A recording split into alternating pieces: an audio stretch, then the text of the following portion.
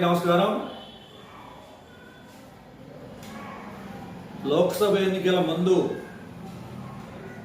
కేంద్రంలో ఉన్న బీజేపీ ప్రభుత్వం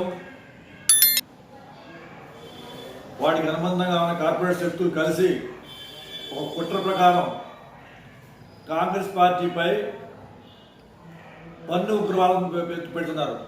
కాంగ్రెస్ పార్టీపై పన్ను ఉగ్రవాదం పెడుతున్నారు. దానికి కారణం ఏంటంటే కేంద్రంలో ఉన్న పార్టీ బయటికి మేము 40 సీట్లు సంపాదిస్తాం, గ్యారంటీకి మేము వస్తామని చెప్తున్నా కూడా బకాయిస్తున్నా కూడా లోపల ఉన్న భయాందోళనతో ఎక్కడ ఇండియా అలయన్స్ గ్యారంటీగా అధికారంలోకి వస్తుంది, వాళ్ళకి 300 సీట్లు వచ్చే ఉన్నాయని వాళ్ళకి నిఘా వర్గాలు చెప్పిన సంవత్సరం ప్రకారం ఎట్లాగే కాంగ్రెస్ పార్టీ మిత్రపక్షాలను నిర్వీర్యం చేయాలనే ఉద్దేశంతో ఈ పన్ను ఉగ్రవాదం తలలేపారు. దీనిలో భాగంగానే కాంగ్రెస్ పార్టీ దాదాపు 3,567 కోట్లు పన్ను వేశారు. 3,567 కోట్లు పన్ను వేశారు. ఆ చేసిన తప్పు చిన్న చిన్న తప్పులు, ఆ చిన్న చిన్న తప్పిదాలను పెద్ద పెద్ద కొండలాగా చూపించుకుంటూ దాదాపు 3,567 కోట్లు పన్ను వేశారు.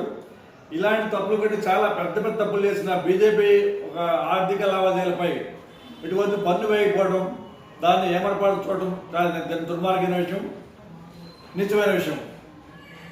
ఇది ఒక పద్ధతి ప్రకారం ప్రతిపక్షాలను నిర్వీర్యం చేసి వాళ్ళని వెనక్కి నెట్టి దుర్మార్గంతో ఒక మ్యాచ్ ఫిక్సింగ్ లాగా చేసుకొని రేపు ఎన్నికలు గెలవాలని చూస్తుంది బీజేపీ. దాంతోపాటు వారికి అనిల్ అంబానీ, అదానీ అంబానీ లాంటి కార్పొరేషన్తో తోడుగా ఉన్నారు. కాబట్టి వారి పథకం ప్రకారం దేశంలో ఒకే పార్టీ ఒకే దేశం, ఒకే పార్టీ ఒకే దేశం, ఒకే నిదానాదాన్ని పెట్టుబడిగా పెట్టుకొని ముందుకు వెళ్తున్న కనబడుతుంది. కాబట్టి దీన్ని ప్రజలు జాగ్రత్త గమనిస్తున్నారు.